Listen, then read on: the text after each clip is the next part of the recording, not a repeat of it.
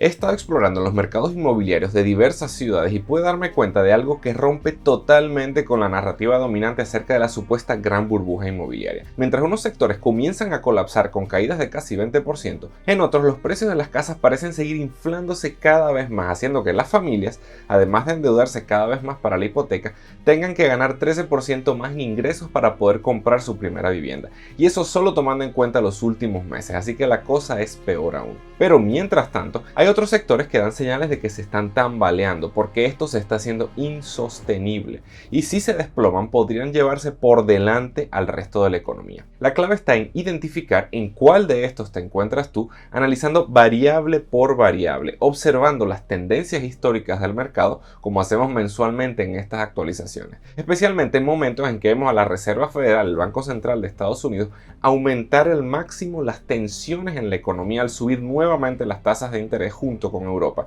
mientras que en América Latina vemos un movimiento contrario de pausa y reducción, como predijimos que pasaría en un video anterior. Y veamos cómo han ido evolucionando los precios. Desde el año 2000, de forma global, el promedio de los precios ha tenido una tendencia continuamente al alza, deteniéndose solamente en la crisis hipotecaria de 2008. Y si vamos a Estados Unidos, la tendencia es aún mucho peor. Mira los efectos de la locura de impresión de dinero y medidas de estímulos que se dio con la crisis de la pandemia. La subida de precios fue casi vertical, pero nota esa leve caída reciente. En ese momento muchos comenzaron a anunciar que el colapso ya había llegado, pero si sigues este canal y ves los videos hasta el final, sabes que los indicadores del mercado no apuntaban a un colapso definitivo, porque hay muchas fuerzas en lucha. Por eso no es sorpresa que la subida en los precios ha continuado. Pero lo más grave de todo esto es el efecto sobre las finanzas de las familias. Este índice mide qué tan asequibles son las casas, comparando los precios con los ingresos de las familias. Fíjate el punto en el que estábamos antes de la crisis inmobiliaria de 2008 y el colapso que vino después. Hoy en día superamos ese récord. Por eso se habla de una crisis del costo de vida que no parece dar señales de detenerse, y el Foro Económico Mundial le da unos cuantos años más de vigencia a todo esto. Y lo que intentan la Reserva Federal y otros bancos centrales es justamente hacer colapsar esos precios subiendo las tasas de interés. Pero las viviendas siguen inalcanzables para las mayorías. Fíjate que el movimiento a la baja en el índice ha sido mínimo. Al contrario, precisamente por esa subida de tasas, los créditos hipotecarios se hacen más caros y las mensualidades se hacen impagables, empeorando el problema aún más. De verdad que la situación se ve bastante preocupante tanto para las familias que están pagando hipoteca como para quienes viven alquilados y ahora ven que el dinero les alcanza cada vez menos, y también para los inversionistas de algunos sectores del mercado. Pero si los precios cayeran, podríamos ver grandes oportunidades para quienes están preparados para entrar al mercado. Sin embargo, la clave está en ser consciente de que siempre se consiguen oportunidades en algún sector del mercado inmobiliario. La pregunta que nos tenemos que hacer es qué va a pasar exactamente con los precios, si esto va a afectar solamente a Estados Unidos o se verá reflejado en Latinoamérica y Europa, y qué papel están jugando las expectativas de recesión y de movimientos de las tasas de interés por la Reserva Federal y los demás bancos centrales de los otros países. Y estos son los tipos de análisis que permiten a los inversionistas analizar el mercado inmobiliario de su ciudad o país para encontrar las propiedades más rentables, hacer que se paguen solas y ponerlas a generar ingresos pasivos. Mi método de 6 pasos te lo comparto en una clase gratuita en la que te puedes registrar en el enlace que está en el primer comentario. Pero ya comencemos de lleno con los datos del mercado para intentar determinar lo que está por venir. Aquí podemos ver la evolución de los precios de las casas en los últimos 3 años. Hoy en día la media está en $425,674, un aumento de más de $7,000 en un solo mes. Pero si vemos el cambio de los últimos 12 meses, estamos hablando de un colapso de menos de 1% en los precios. Pero entonces, ¿qué es lo que está pasando? Porque hay muchos argumentos y muchísima gente que viene prediciendo un derrumbe desde hace mucho. Y plantean 3 cosas principalmente. Primero, como ya dijimos, a la gente se le está evaporando el dinero para comprar con la inflación como está. Sé que Biden y los demás políticos y los medios tradicionales vienen cantando victoria desde hace tiempo diciendo que ya vencieron la inflación. Pero la realidad es que son trucos estadísticos. La inflación se sigue acumulando y se espera que no puedan seguir manteniendo el truco por más tiempo. Por eso la Reserva Federal sigue firme con las tasas de interés. Y ahí viene el segundo argumento a favor del colapso, las tasas de interés. Las personas que tienen tasas de interés variables, algo que en este canal siempre digo que no se debe hacer, estas personas se encuentran en problemas porque al subir las tasas, les suben las mensualidades del préstamo y entonces se ven obligados a vender sus casas. El problema con este argumento es que las condiciones de hoy no son las mismas que la crisis de 2008, cuando todo el mundo estaba loco con las tasas variables, al menos en Estados Unidos. Sé que en Latinoamérica esto todavía se da bastante aún. Si quieres, escríbeme en los comentarios si en tu país la mayoría tiene tasa fija o tasa variable en su crédito hipotecario. Pero mira esto, en 2008 34% de las hipotecas tenían tasa variable, mientras que hoy en día es cerca del 5%.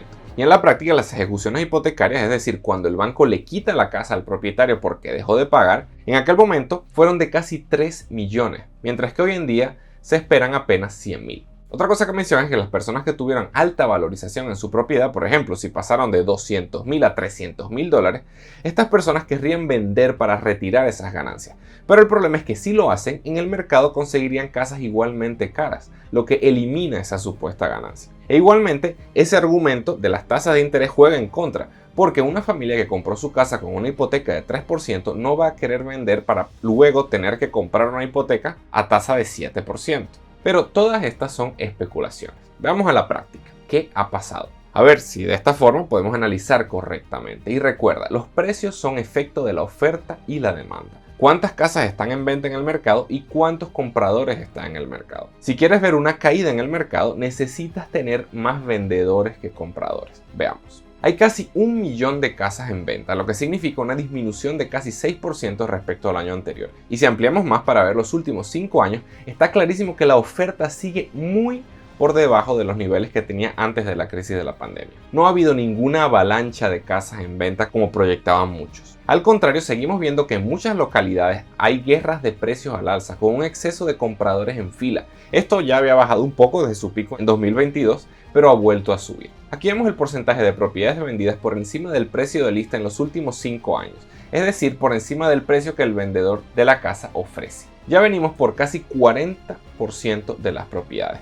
Esto ya resulta preocupante para los que están comprando, porque no es tan loco como estaba antes, aunque claramente le dan más poder a los vendedores. Ahora bien, antes de mirar hacia adelante y ver cuáles son las predicciones de precios para los próximos meses, ampliemos un poco la visión y aclaremos algunas cosas. Primero que nada, ese aumento continuo en los precios de los bienes raíces que veníamos viendo hace años, en sí mismo no confirma la existencia de una burbuja inmobiliaria que está a punto de estallar. A pesar de que en algunos países sí estamos viendo caídas bastante fuertes en algunos sectores. Pero para analizar la dirección que van a tomar los precios, hay que tomar en cuenta diversas variables, como por ejemplo los costos de la construcción, los incrementos de los salarios, el crecimiento de la población y, muy importante, la migración de personas de una ciudad a otra. Todos factores que hemos estudiado en videos anteriores de esta serie de actualizaciones del mercado inmobiliario. Por eso es que vemos un comportamiento tan diverso entre los distintos estados de Estados Unidos, con un mercado mucho más débil en el oeste y mucho más fuerte en el este del país. Algunos lo intentan relacionar con el hecho de si los gobernadores son demócratas o republicanos, pero no entremos en ese tema.